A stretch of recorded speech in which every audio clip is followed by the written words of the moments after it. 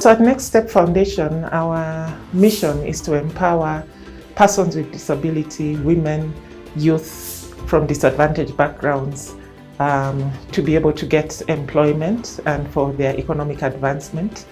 We believe technology is a game changer, and this is why our programs are highly focused on upskilling our participants with the technology skills that they need to be able to be ready for the future of work.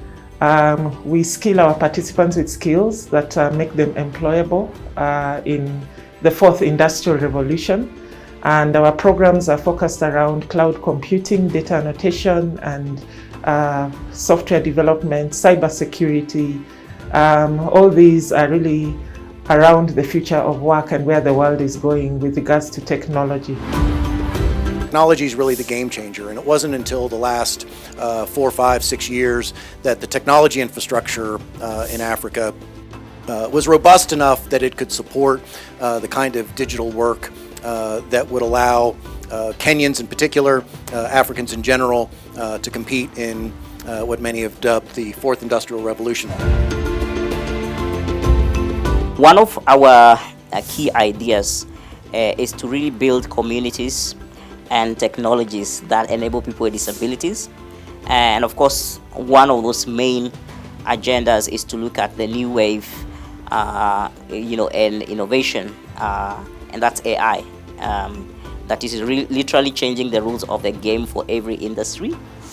And we all know the big elephant in the room is around data, but it's also around the technology infrastructure. So we hope that with this partnership that we are building, bringing on board new partners, we can start really harnessing the power of AI for people with disabilities.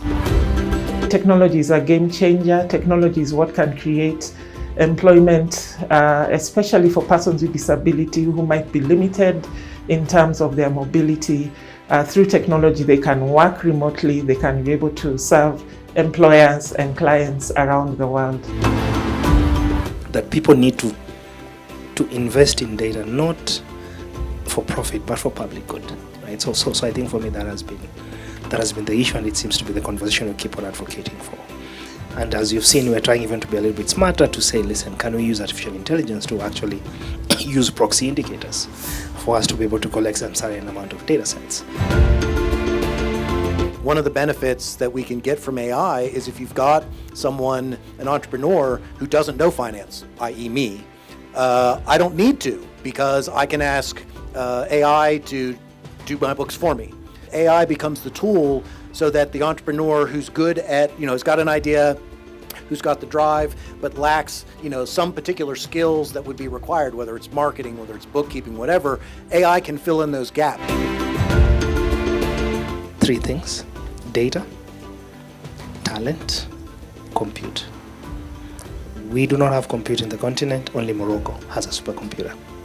We need to think about building that architecture, and it's not about every country having compute, it's about a shared computer architecture.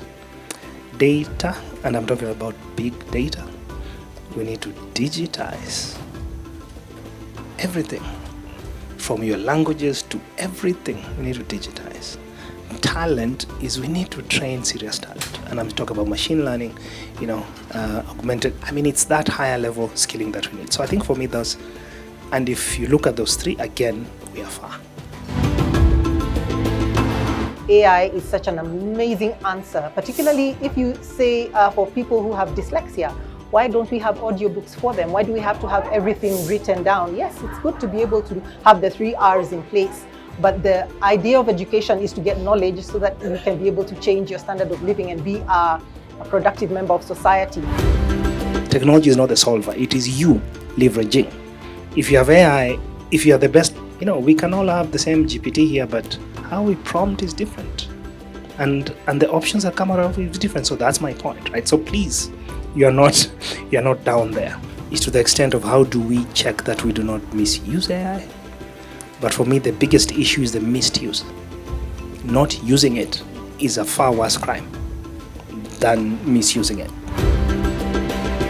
One of the ways to start thinking about this is if you're an organization, an NGO or a corporate, and you have, say, an idea on how you could leverage on AI, could we come up with a mechanism to incubate ideas or help organizations understand the value of their data, understand the skill sets that they need to be investing in, and really also some of the innovations or solutions that are available that could make it easier for us to harness the power of AI. Part of what we must think is, one is that will we be perennial subscribers to artificial intelligence services, or will we start to build the architecture that we can again not be in that position where we are subscribing?